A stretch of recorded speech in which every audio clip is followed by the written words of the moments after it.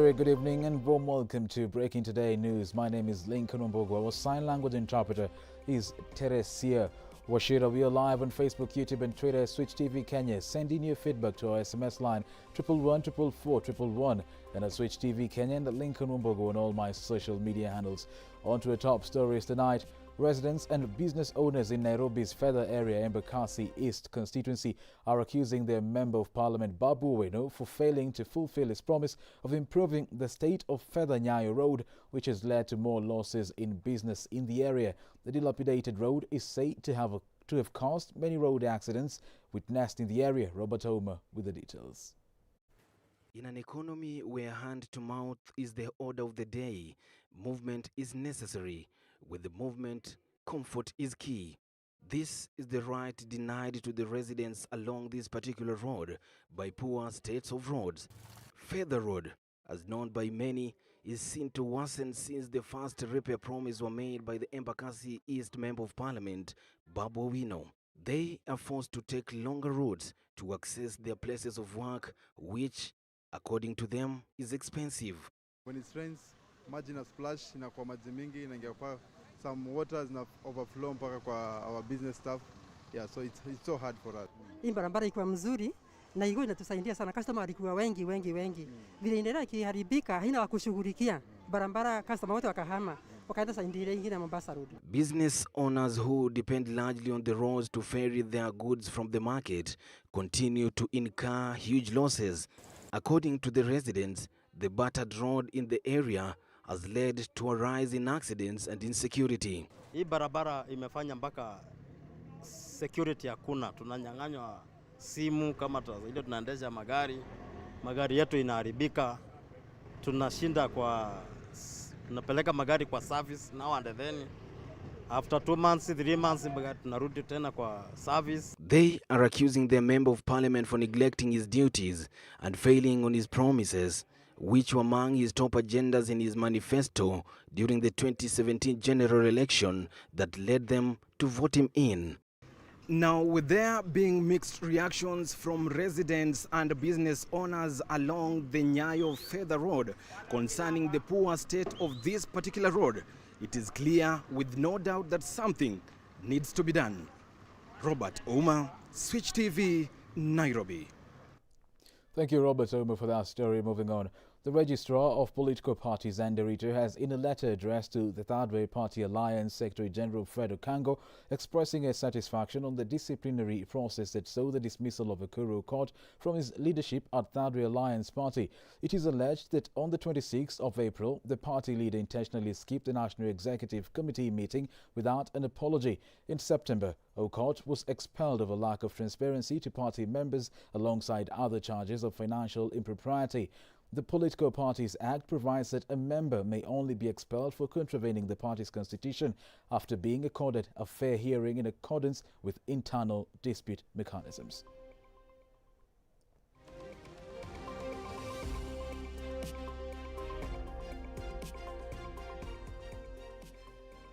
The 2/3 gender representation has not been an easy one to achieve, with a recent move by Chief Justice David Maraga pushing for the dissolution of Parliament for failure to achieve it, raising a public uproar among lawmakers. In our special segment tonight, our reporter David Kagina delves into the matter of women representation in our national leadership.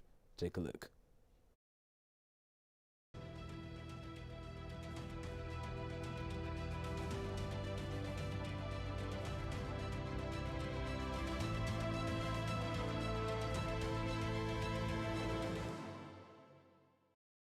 Only 9.8% of the 10th Parliament was comprised of women, and 20.7% of the sitting Parliament is women, making this number the lowest in East Africa.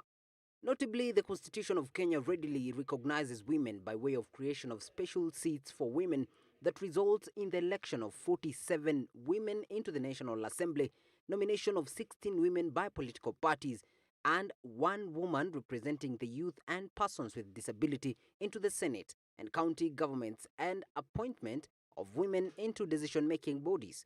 However, this has not been achieved, and the Building Bridges initiative raises recommendations of how to achieve it by scrapping the position of women representative and instead having double representation at the Senate level with 1 male and 1 female senator. That is one of the things that I have had issue with, because if we had a constitution that was very progressive in the manner that it was, that you are having women representatives in parliament. Perhaps we made a mistake in making it apply in the way that it did.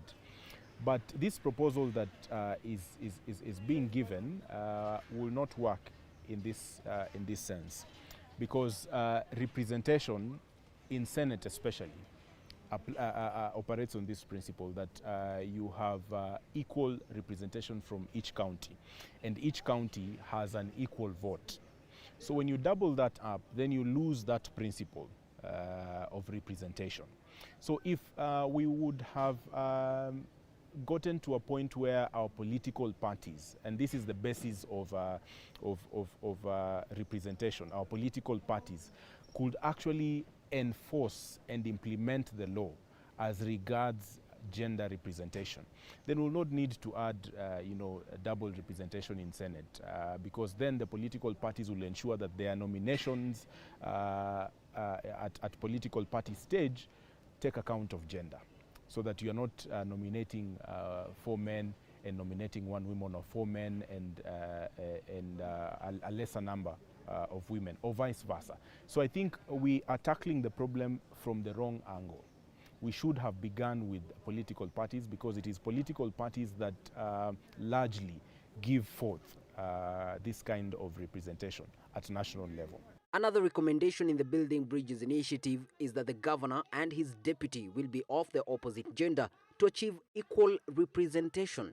Yes, that is also a recommendation which the governors have opposed. But I think where we are headed is beyond affirmative action. And the essence of affirmative action was to get certain categories of the community, and in this case women, who had been neglected systemically, get them to a certain level where they will not need to struggle to speak, that their voices will not need lifting up, that they will speak and they would have an equal voice to men. But where we are getting is a point where we are looking at reaching a level where we would suppress this gender that had earlier had an upper hand. Because then if we maintain that in every position you will have, where you have a man, then you must have a woman, you are taking away the right of the people to choose the leaders that they want, or the leaders that they see fit to lead them. Because take an example of a governor aspirant who is running, and then he chooses a lady. That would mean that the people will have no choice in the case that governor exists the stage for whatever reason, whether it is by resignation or by death, whichever. They will have no option but to do with a deputy governor who takes up that office, a governor who perhaps does not meet the requirements of the people. So it is force-feeding the people. If we had retained the level of affirmative action and implemented it where it mattered, at the political parties level, at appointments, when we are doing appointments, because the law right now provides that when you're making appointments, then you must take into account that gender requirement. If we tackled that angle, then we would not have a problem. We would not need then to insist that if there is a male governor, then you have a female one, or if there is a female one, then you have a male as deputy. Here we dissect, but the decision of where you lie on matters representation of the women is in your hands. Dissecting the BBI here on Switch TV, I'm David Kagina.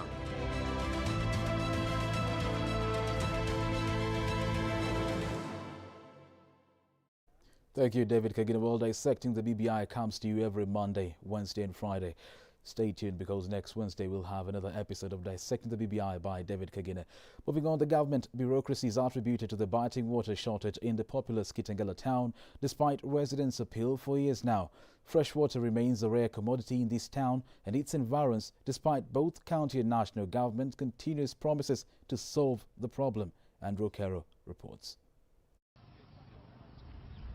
In the recent past, President Uhuru Kenyatta has gone on record directing the Ministry of Water directives to ensure steady supply of water. The 8 water kiosks constructions kick-started 2 years ago by the Ministry of Water and Sanitation in collaboration with the county government remains a pipe dream. Only 3 are in operation, dashing thirst locals hopes for 3 Kenyan shillings out of 20 liters of fresh water owing to rationing. Locals are pushed to cough 20 Kenyan shillings per 20 liters jerrycan of salt water and 50 shillings for the same jerrycan of fresh water. Water vendors claim the business is untenable. I think it's high time that that is now made a priority. And as I said, we've said so much. It's time now for action. Why? What is the issue? Those are the things now. Kitengela MCA Daniel Kanchori says the water issue in Kitengela is politicized and not prioritized at the expense of suffering residents. Katika area hii hata borehole ambayo tuko nazo hazitoshereshi population ambayo tuko nayo. Ya kwanza ingekuwa muhimu kwanza governor address issue ya sewerage system. Issue ya sewerage system ndio hata manyumba ambayo zimejengwa mangorofa pia ziweze kutumia maji machache. Kitengela town is arguably among the fastest growing towns in the country, but with poor infrastructure, lack of water and few public schools might slow down the rate of growth. Andrew Kero, Switch TV. With Andrew Kero's story, we now take a short commercial break. Stay tuned, we'll be back with more.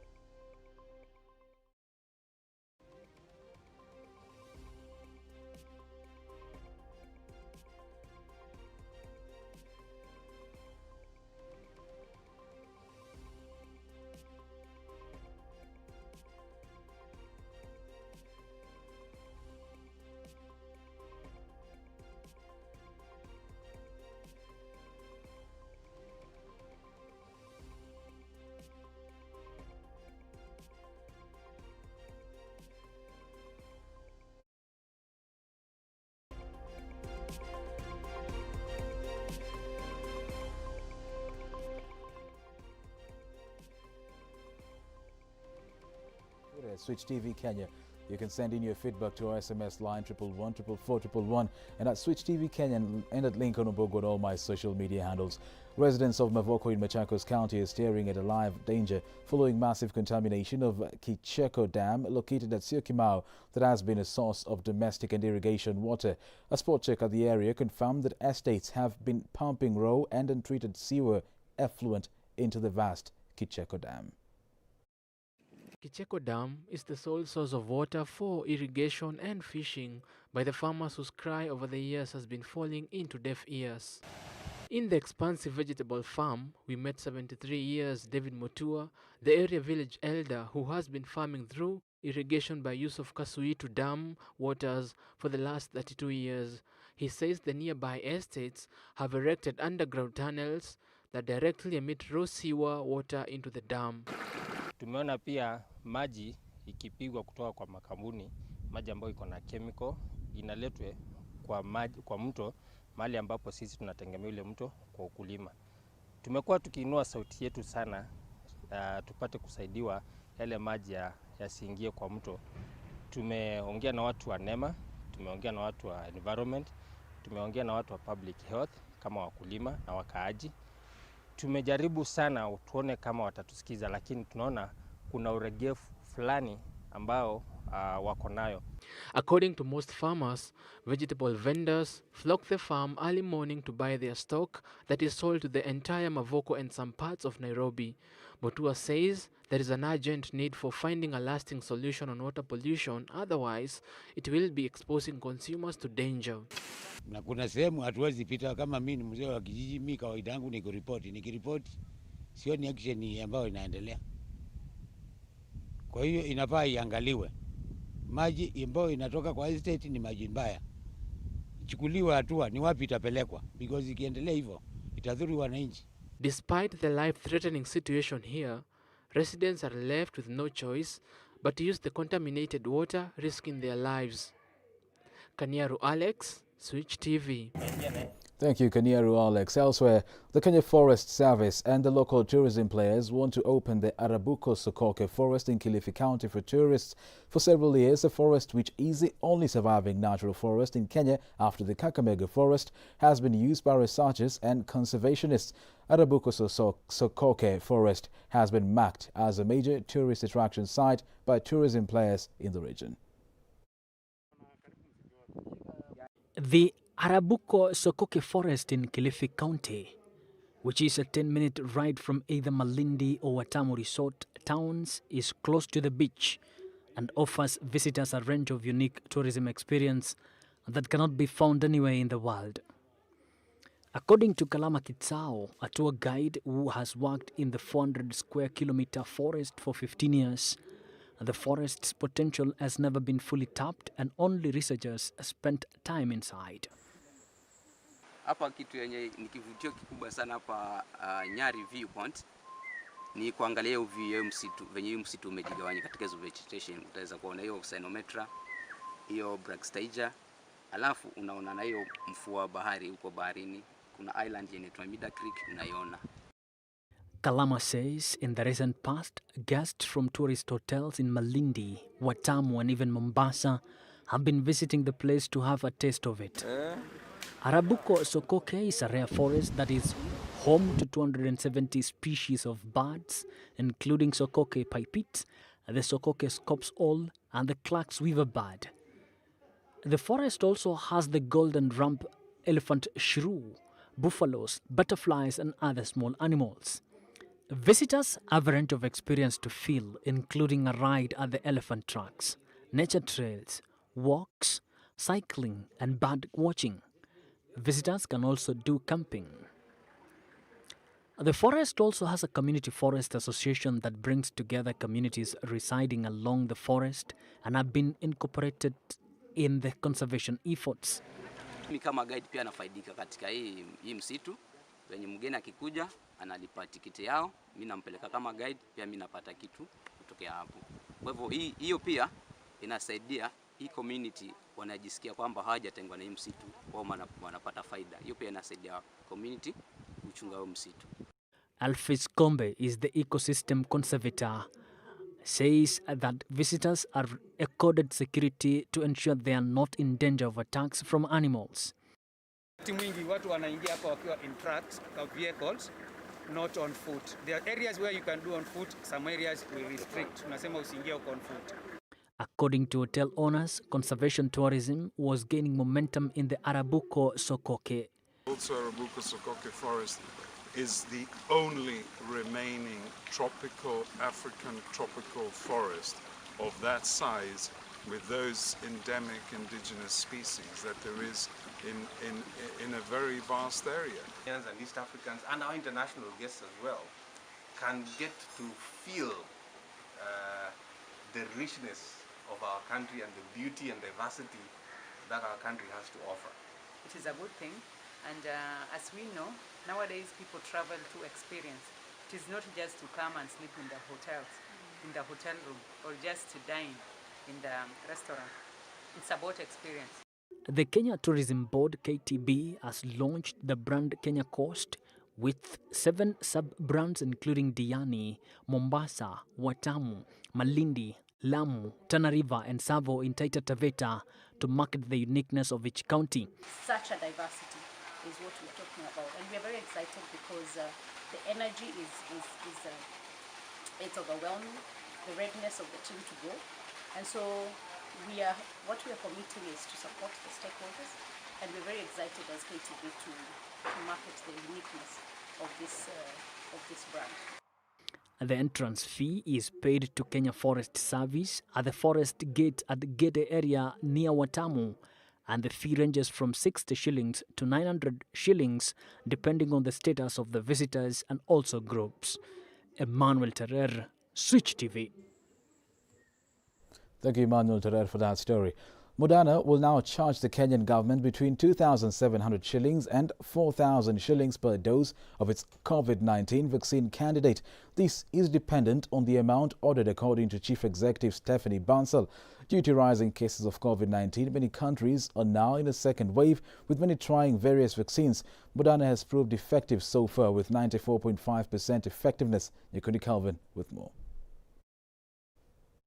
An EU official involved in the talks has confirmed that the European Commission wants to reach a deal with Moderna for the supply of millions of doses of its vaccine candidate for a price below Kenya shillings 2,700 per dose. Moderna has confirmed that its experimental vaccine is 94.5% effective in preventing COVID-19 based on interim data from a late-stage clinical trial, becoming the second developer to report results that far exceeded expectations after Pfizer and its partner BioNTech. The EU has been in talks with Moderna for its experimental COVID-19 vaccine at least since July this year. Meanwhile, developers of a coronavirus vaccine in Britain have claimed success after mass testing as the United States announced plans to give jabs to 20 million people before the end of the year to combat surging infections. AstraZeneca and Oxford University have reiterated that their drug had proved an average 70% effective at stopping the virus after trying it on 23,000 people days after tests of 2 other drugs suggested they had more than 90% effectiveness. The bright news on vaccines comes as Europe and the Americas battle rising caseloads that are pushing health systems to the brink, forcing governments to issue stay-at-home orders and close businesses even as the crucial Christmas period approaches. Nyakundi Calvin, Switch TV.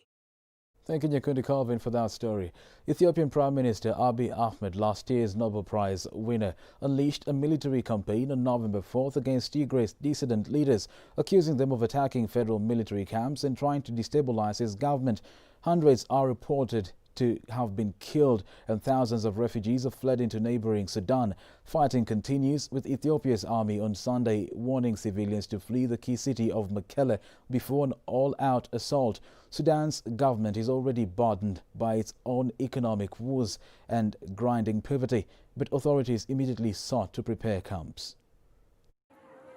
Like all mothers-to-be, Berekti Buro dreamt of bringing new life into the world in a safe place, with love and care at home to give her baby the best start. But Buro, 9 months pregnant, was forced to flee intense fighting near her home in Humera, in Ethiopia's northern Tigray region, trekking for hours in the blazing sun to safety in neighboring Sudan.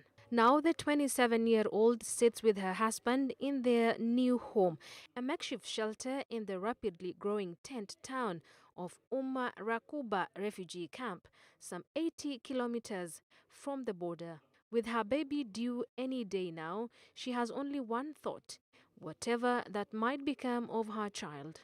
UN Population Fund UNFP estimates that there are more than 700 pregnant women among the new arrivals of refugees. The numbers of people arriving in Sudan are overwhelming, with over 36,000 Ethiopians having already arrived in the country. Umarakuba camp once housed refugees who fled Ethiopia in 1983 to 1985 famine that killed more than 1 million people, but it was closed 20 years ago. Now it has reopened with a makeshift clinic set up in an old building. The clinic provides basic health care, with medics treating patients suffering from sicknesses such as malaria and dysentery, made worse because the refugees are sleeping in the open with limited hygiene facilities. There are also fears of COVID-19, although there have been no reported coronavirus cases among the refugees. In a makeshift shelter, KITENGELA rocks her crying son. He was born less than a month ago. The UN is providing kits with basic supplies to help mothers give birth safely, while medics say several pregnant women have been taken to local hospitals. Despite the conditions, Buru and her friends say they know they made the right decision to flee Ethiopia. Safi Godanama, Switch TV. And from the business desk, it is limited to take more loans due to the already piled up debts that are totaled at 6.7 trillion shillings, exclusive of the accrued interest rates. Eurobond terms don't allow Kenya to top up its borrowing basket, and talks are still in progress to find a solution for Kenya to access its G20 debt relief to help the crippled economy from the coronavirus financial shocks. Kenya's debt has worsened over the years, and the borrowing tendency is worrying, with the current debt standing at 6.7 trillion shillings. Speaking to Switch TV, financial analyst Ali Khan suggests that the problem isn't borrowing, but how the borrowed money is distributed to give out the optimum returns. So the other problem is the investments we've made, money we've borrowed, and the return on investments that we're receiving. So when you take the combination of the two, we're getting a negative return on investment, and we're also, the cost of our government is too high. He has warned the Kenyan government that despite the unwavering support from the IMF, the National Treasury should look at the long-term consequence of the piling debt. Financial Times ranked us as a 35% chance of a default, and let me tell you, that's pretty high. And I probably think it's the highest it's been. Alternatively, like so many economists, Ali Khan has asked the government to cut down on its expenditure in a quest to balance its books. The main issue for the government is the cost of the recurrent expenditure, which is maintaining the government's spending, and basically also. As of September this year, Kenya's budget deficit was at 7.5% and is expected to spike with time as a result of the coronavirus disruptions and businesses, consequently leading to low generation of revenue. And if the government doesn't ensure proper utilization of the funds, we might end up defaulting on the loans, and what will be left will be an angry nation that is tired of paying heavy taxes, or even worse, in total debt crisis, according to financial experts. Reporting for Switch TV, my name is Joan Kutunyi. Thank you, Joan Kutunyi, for that story. Now, let's take a look at the business roundup.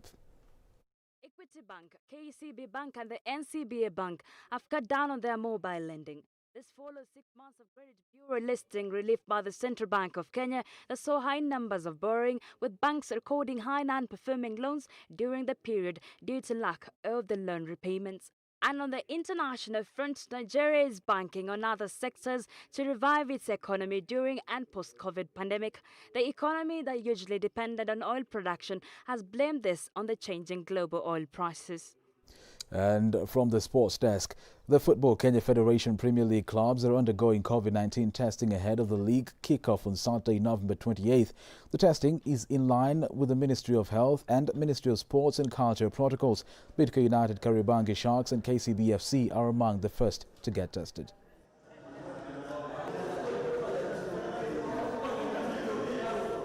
Hilo kazi yetu inaporudi na sisi pia tutakuwa na raha. Kwa hivyo tunafurahi, tunashukuru Federation kwa kupigana na kwa kujaribu chini. Kwa hivyo ni hii exercise ina gharama, na ukiona gharama ambayo inatumika si mchezo. Vilabu peke yake hazingefaulu. Kwa hivyo huo mzigo ambao vilabu kutokuwa na huo mzigo, hiyo ni jambo ambalo kama vilabu tunashukuru. Well, that sports story marks the end of our news broadcast tonight. Many thanks for watching. My name is Lincoln Ombogo. Our sign language interpreter is Teresia Oshere. Good evening.